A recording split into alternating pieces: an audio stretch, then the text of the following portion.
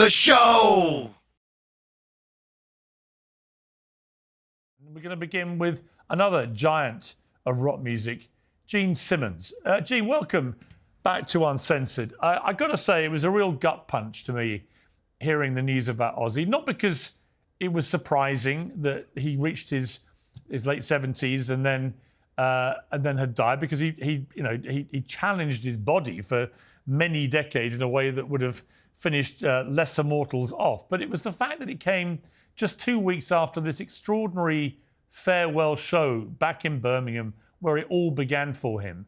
The poignancy of Ozzy dying just 2 weeks later was very striking, I thought. What were your thoughts when you heard? First of all, I appreciate you reaching out, and the BBC reached out. I mean, I had no plans of commenting except on Twitter to send my prayers and condolences to Sharon and the family, but I have such vivid memories of meeting Ozzy and Sabbath, of course, but meeting Ozzy first over 50 years ago, and then here and there through the decades. And I found out from my kids, they kept trying to get me up really early in the morning, texting and calling, and I thought it was fake news. But the images that I got, and first of all, I was devastated because, let me just put it succinctly here. Before Ozzy, there was no such thing as Ozzy. There never was an Ozzy before. There's not going to be another Ozzy later. His stagecraft, who he was and continues to be in the minds of the fans on stage, isn't something that you learn in school. He just was who he was, not taking any direction from anybody, despite disco and schmixel, and thrash and whatever else was going on. He was always Ozzy. And the love he had for the fans, he expressed it on stage. Yes, the Prince of Darkness, but who, as the Prince of Darkness would say, I love you, and throw kisses to the fans. I mean, it was really striking. I just want to say my experiences, and I'm sure yours, meeting Ozzy face to face is like meeting your next door neighbor. Just a matter-of-fact guy, no airs, not pretending to be. I reluctantly admit that sometimes I'm full of myself. I'm aware of that. I watch myself in videos and I'm thinking, who does this guy think he is? Yes, guilty as charged. Ozzy, never. Oh, hi, Gene. Nice to see you and everything. And all of a sudden you're disarmed and you're, maybe I should bring the level of kind of a big deal down. But I want to say a word about Sharon. If anybody got close to the Osbourne family or said anything a little off color, even just about Ozzy, this is a lioness. She will take your head off. Oh, yeah. I know. I got some of that. Half joking or whatever. It was like, this is the lioness protecting her family, and maybe the fans think of Ozzy in the obvious way as the Prince of Darkness and all the stage, but who he was, it seems to me, whenever I've run into him, is a loving family man who devoted to his family, loved his wife and kids, and you don't see that. Perhaps people got a glimpse of it when they watched the reality show. Yeah. And you see Ozzy at home, sort of being, your next door neighbor, and lovable, really. Pet, loud pets, and a family that loves him, and where'd you put my slippers, and all that. Truly, there wouldn't have been our reality show without the Osbournes. But Ozzy and Sabbath, without knowing it, really decided to, stomp their feet down and say, we are who we are, and not worry about what's popular or not. And in so doing, created a new genre. Yeah. Where bands were not afraid to go up to the Marshall and turn it up to 10. Tony most people don't know this, doesn't have usage of all his fingers. He plays chord 1 and 5. Musicians will know what I'm talking about because he had an accident in a factory and one of his fingers was filed off. So he plays, not with all his fingers. And that sound is unmistakable. That sound is unmistakable. In fact, Tony and I, for a joke, for a short time, we're thinking of putting together a power trio called the Monsters. We talked about it, we met, and so on. But of course, he went back to his true love, Black Sabbath. Look, at the end of the day, no matter what idiots like yours truly or anybody talking about it, Ozzy says, the real eulogy should come from the fans. Millions of them who loved, worshipped, and respected somebody who truly loved them. If you talk to anybody who's ever met Ozzy, you'll find somebody who says, this is the guy I'd love to see living next door to me. I'll tell you a quick one. Somebody interviewed me yesterday about all sorts of things. And what do you think about Ozzy and stuff like that? I said, it's heartbreaking. I remember what a gentle soul. And the guy started tearing up. And I said, what? He says, I was at KNAC, this radio station. I'd never met Ozzy. I was so blessed that he said, okay, I want to be on your show. And he's coming down the hallway to interview the guy. And Ozzy's arms were out, like a long-lost family member coming towards him. And when he came towards him, he hugged him. And this, rock jock all of a sudden started to tear up. He couldn't believe how open and loving Ozzy was. It was just... He was, I got to know him around about 2007-8 because I did America's Got Talent and Sharon was a judge with me. And, we used to spend a lot of time together and Ozzy would often fly in and just hang out with us. We'd have dinner, we'd have lunches, crazy stuff. Always incredibly entertaining, incredibly down to earth, very friendly, very solicitous, always asking about your family and your life and how things are going. But you're so right about Sharon. Sharon was his massive protective shield. And she was the ultimate lioness. And if I was with her when if she saw journalists or celebrities mocking Ozzy for the way he talked or whatever, she would go absolutely ballistic in his defense. And she was a ferocious lioness. And she, by her own admission, they did not have the perfect marriage at all. Ozzy was a pretty naughty boy for a long time. But she never doubted the strength of their union. And anyone that was around them, like I used to be a lot, it was one of the strongest relationships I've ever seen. And it's not to say he was an angel. He wouldn't have claimed to be. And Sharon wouldn't claim he was. They gave interviews about it many times. But they had an unbelievably deep relationship, which was so crystal clear. And, the first thought I had when I heard was great sadness that Ozzy had died, but then just absolute heartbreak for Sharon, because I think she'll feel very lost without him. Summer is here and everyone knows to protect their skin from the sun, but what if you could also protect it from collagen loss and inflammation, even repairing damage you did when you were younger? Well, the good news is that you can. Something I learned from the scientists at OneSkin. They can protect your skin from UV damage and work at the cellular level to repair damage and prevent collagen loss. It's packed with science-backed ingredients, including the OS1 peptide for protection, nourishment, and repair in one step. Our sponsor, OneSkin, is the world's first skin longevity company. By focusing on the cellular aspects of aging, OneSkin keeps your skin looking and acting younger for longer. For a limited time, you can try OneSkin with 15% off using code PEERS at oneskin.co. That's 15% off at oneskin.co with code PEERS. After your purchase, they'll ask you where you heard about them. So please show us your support by telling them that I sent you. I just want to bring out a point. The vast majority of fans haven't really had the honor of being around Ozzy and seeing the man, under the Prince of Darkness, the guy who just your next door neighbor, as it were. But I just want to say that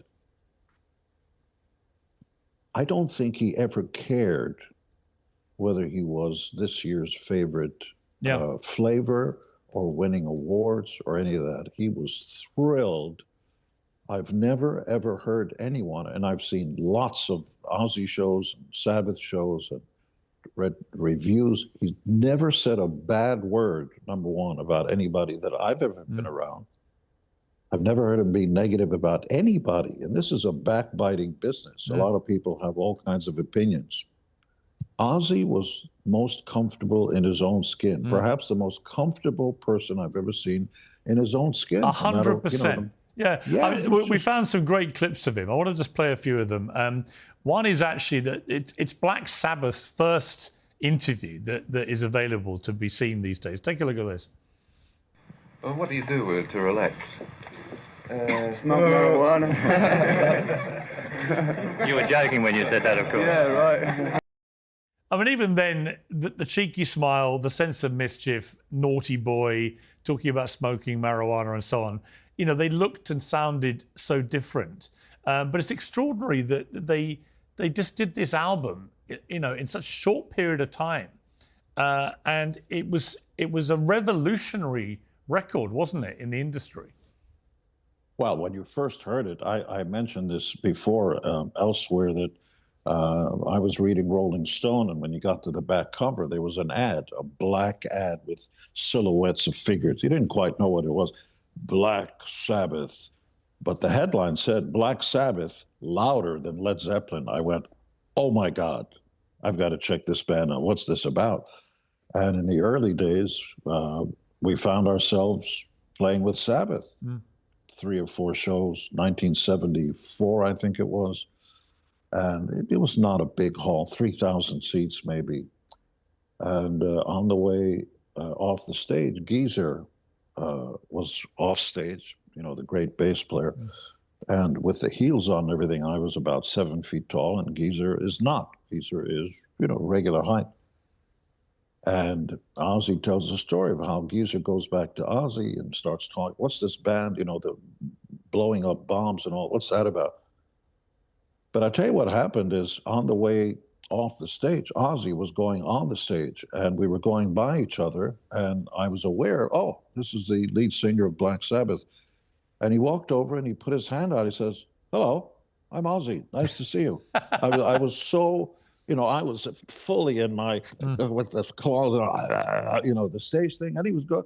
Just matter of fact, hi, I'm Ozzy. Nice to see you. I was so caught off guard. And then he went on stage and went crazy.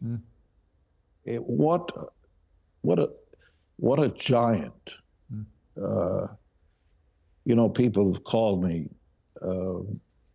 people in the industry, but there were 2 fans who were on the phone together that I happened to know, and they couldn't get the words out. They were just bawling. They were just crying, kept crying. One would start talking about, you know, remember when Ozzy, and then they would get back to cry.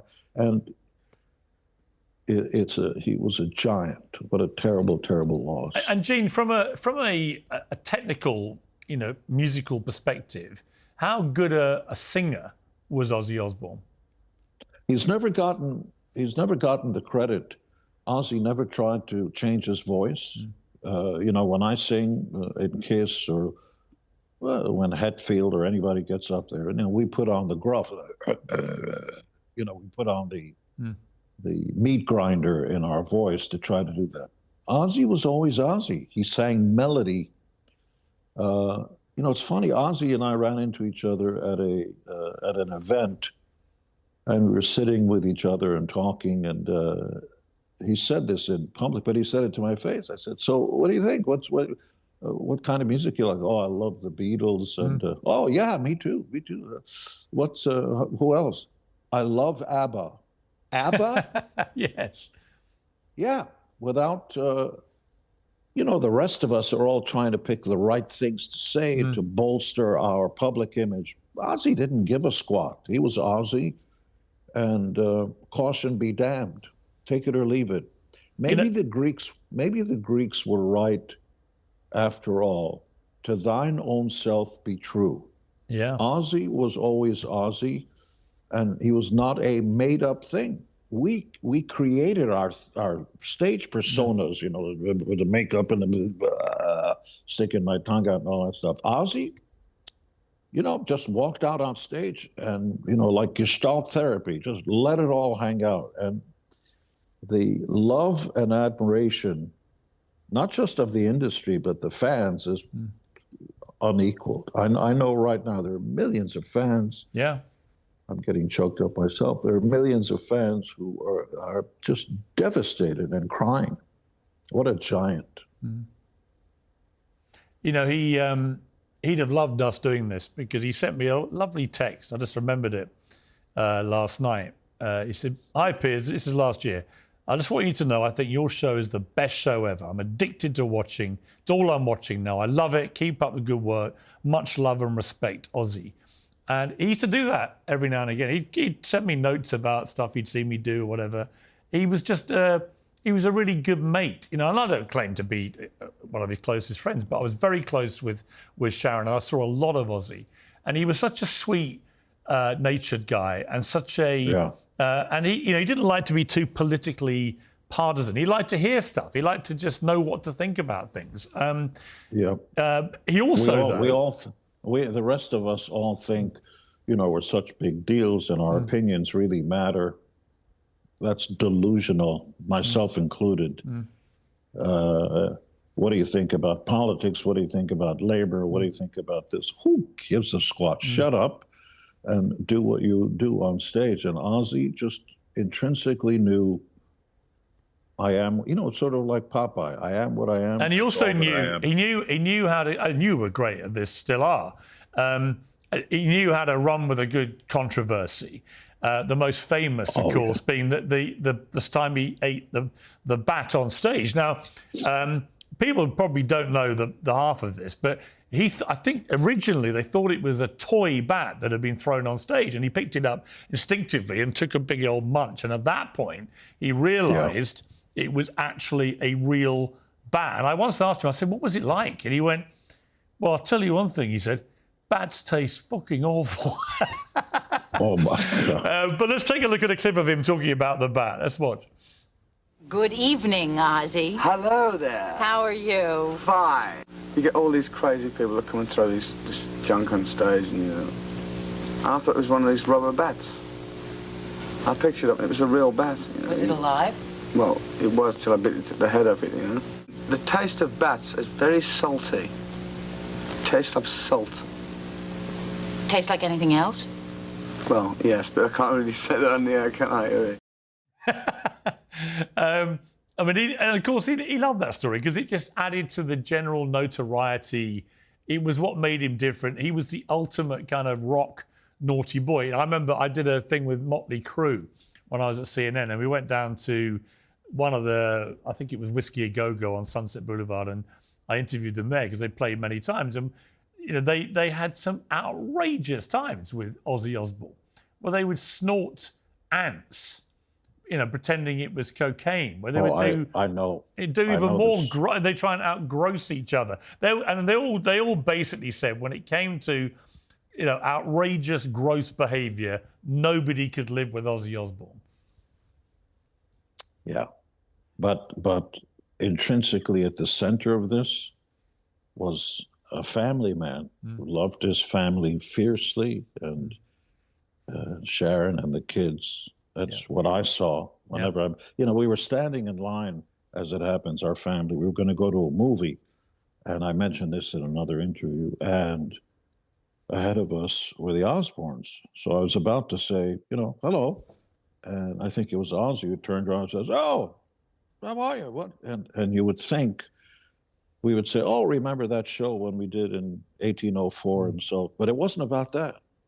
Ozzy immediately asked, "How's the family? How are the kids?" Yeah. You know, like I don't know any other stage personality, actors, you know, sort of people in the industry who were like that. Sort of. He had no ego. He had no ego, Ozzy. Yeah. That was the thing I always Absolutely not. felt. You know, so many people in his position would have had gigantic egos, but he didn't. Yeah. And actually, in another way, he reminded me of Eugene because, you know, he was a great sort of man for Oh, stagecraft. I couldn't shine his shoes.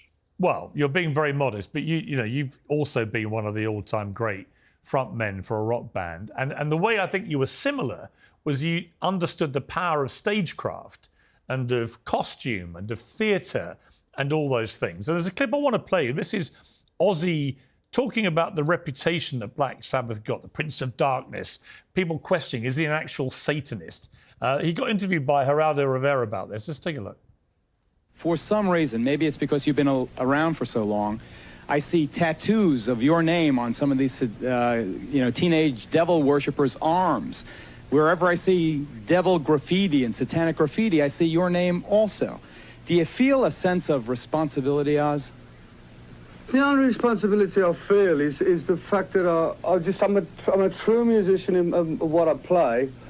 I don't want to make anybody start doing all this devil worship crap, because that's not my intention. Although I have sang on a few songs about the devil, you know, that's about it. You know, I don't want anyone to harm themselves. See, I think, Gene, it was, to him, this was theatre, right? Well, you can say the same thing about Boris Karloff and Bela Lugosi, or, you know, anybody who did horror movies and stuff. So do you really kill people? Come on. Come on. There's art, and then there are real people. And when you're expressing yourself, you know, it's poetic license.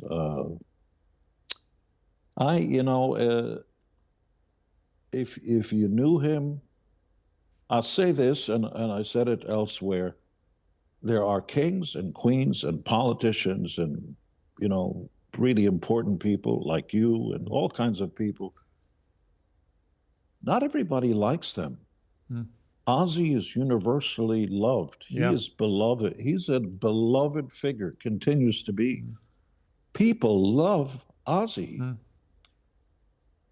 You may not even be a fan. You just are drawn to who Ozzy is. Yeah. He will continue. And I said this a few hours ago. My recommendation is that shut off all the noise, turn off TikTok and Schmickstock and all that other idiotic stuff. Turn off your TV, lock yourself in a room, and put on some Sabbath. Right. You know, we all have our favorite records. I like number 4. Just put it on and let Ozzy take you away. The extraordinary thing about Ozzy was he split from Sabbath. They had a lot of arguments during the heavy drug usage era. And he then became a massive solo star, which is, again, That's not... Sharon. You know, That's Sharon. Don't kid yourself. Yeah. That's Sharon crafting. She saw, from my point of view, and I'm nobody, she saw what Ozzy is and could be and carefully crafted who that is. And Ozzy would have told you, he told me that. We were in London. I have to say this story because it just, The Lioness came out. In the 80s, we were in London, and I think we were headlining one of the festivals or something, and the phone rings in the hotel. It's Ozzy on the phone. And he's, Gene, I don't feel good. You know, I've just recorded a record. Oh, well, it's good to hear from you. What's up? Just recorded an album, and it's terrible, and I want you to hear it. I said, well, you know, tell Sharon, and I'm sure you'll figure it out. No, I want you to come over and hear it. I didn't know what to say, so I got into a car, went over, you know, gave me the address, and then I came in the kitchen. And he sits down and puts on one of these little boom boxes and plays Shot in the Dark. You know, I'm going, oh, you know, that's really good. What's the matter with it? I don't like the sound. I don't like the thing. There was a producer named Ron Nevison. He didn't like it. He didn't do it. And I want my hand on a Bible. He said to me, I want you to come in and produce, you know, try re-record it and do that. And I said, whoa. You've got to talk to Sharon. No, I want you to do that. All right, let me get back to you. And I went back to the hotel. I didn't know what to think about it. And I finally heard from Sharon when she found out the story, and she said, pretty much, are you out of your mind? You think I'm going to let you, the line just came out. And yeah, Ozzy left to his own devices. Who knows what would have happened? Sharon, his guardian angel, continues to be. Yeah. Go ahead. You go ahead. Get in front of Sharon and say something off color and see what happens to your head. I saw it many times, and it's one of the reasons I love Sharon. She's all in, and she's. There was no one was ever going to come between her and her husband or her family. That was just like that was the line. If you knew, you didn't cross it. And she got a lot of that tough streak from her own father, who was a very hard guy. I was at one of the parties early on before. Went into a. I hope I'm not speaking out of school. I went to an early party. Limo takes you up a hill, and there are guys there with shotguns or something. What kind of a party is this? And I went in and met Mr. Arden. And I don't want to go into history, but this was a tough guy. Yeah. No, very. We've got another clip I just want to play you. This is about Ozzy talking about America with Sharon. Let's take a look. We came to America and we thought like drugs and all that was just a part of the gig, you just get stoned and you just get up and that make your gig and all that. And what happened with Black Sabbath, we all ended up junkies and alcoholics and everything. Like the drummer ended up in a rehabilitation center. I did for a while, and in the end, disaster happens. It's inevitable to happen, disaster, because it's like drugs. They were okay at the time, but we outgrew them, We just, we took LSD, we took cocaine, we took vast amounts of marijuana. It was fun at the time, but then we all just sort of thought this ain't a very good idea anymore. What I love about that clip, Gene, I don't know if you can actually see it, but he manages to keep talking whilst pouring half of the orange juice out of the glass, which was classic Ozzy. Yep. There was always an element of sort of chaos around the Osbournes, which they all seemed to sort of thrive on. And Ozzy was at the centre of it, looking vaguely bemused about everything, which I used to love. But again, we forget that the rest of the idiots who populate this earth will try to hide that. Mm. They're not going to admit, yes, yeah, I used to use and I did this and I did that. No, he was just right up front. This is what I did. I went to rehab. I did this. No excuses, no nothing. Yes, I did that. Yeah, that wasn't a smart thing. And he was just all the cards on the table. And you have never met anybody like this. No, I never have. I completely. There was only one Ozzy Osbourne. There was a rumor, which I think he put about, that it was you that got him into groupies. Any truth to that, G? We spoke of it, but I wasn't there. You know what? Sharon just said to me once. She knew exactly who she was married to. Warts and all, good, bad, sometimes ugly, but always just the most ferocious love between them. I interviewed him and Sharon a few times over the years. And it's always interesting when you interview people. I mean, I sort of feel the same about you, actually, because we've got to know each other doing The Celebrity Apprentice and then became good friends. And then when you interview a friend, it's a different dynamic, But I interviewed him when I was at Good Morning Britain, and he talked about Sharon. Let's take a look at this. How close did you come, Sharon, to kicking him out? Oh, I was just really broken in every sense. She cut every sleeve off every coat I own. Did you? Yeah. I said to Ozzy, if you ever do this to me again, I'm going to cut your hair off or I'm going to cut all your clothes. Would you rather have had your hair all cut off or the clothes? I wish I hadn't done the stupid thing that I did to warrant that happening. And that's the truth, because you never know what you've had until you've lost it. And I thought I'd lost big time. It was quite a poignant interview, actually, because for all the kind of naughty behaviour, underpinning it, Ozzy couldn't live without Sharon and Sharon couldn't live without Ozzy. And that's what's so sad, I think, about today, is that Sharon now doesn't have him. You know, and my heart genuinely breaks for her for that. And the kids, yeah, the father is gone. Yeah, you know, the patriarch. I mean, it's just. I saw a video of Jack Osbourne's little kid pointing at the TV when Ozzy was on one of the videos, and just, you know, being enthralled and all that. It's just a terrible thing. Gene, just finally, where will Ozzy Osbourne rank in the pantheon of great rock stars, do you think?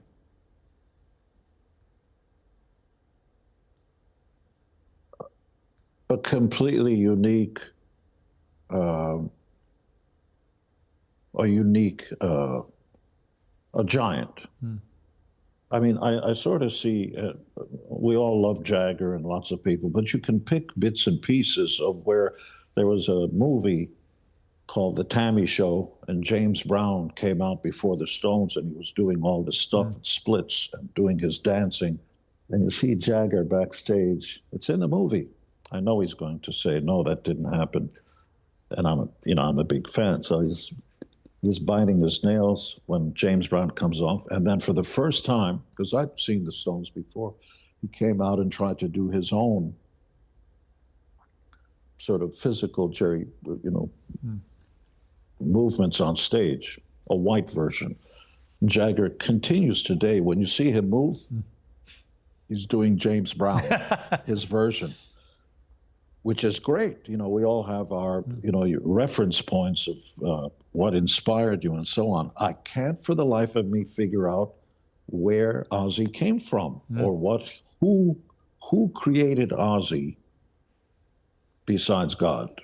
You can't point to it, not in, he loved the Beatles. Yeah. But I don't see the Beatles in the songwriting. Funny enough, there's a very moving clip that's done the rounds on social media, which I saw a few years ago, and I saw it again last night. And it's where he meets Paul McCartney for the first time. And it's only about 15, 20 years ago. And it's so moving because he says to him, I mean, Ozzy's like a fan, a starstruck fan. And Paul's really nice to him. And he says, you're why I got into music, Ozzy says to him. It was the Beatles. And it's the most unlikely inspiration for what Sabbath then became. They became this iconic, heavy metal group, the guitar riffs, the dark lyrics, the powerful vocals, all that stuff, about as far removed from the Beatles as you could imagine. And yet, they had this real moment together where Ozzy said, you were the one. You guys were the people that inspired me. And I guess that, great performers, singers, musicians, they can get inspiration in different ways. They don't have to get it from people that look and sound like them, right?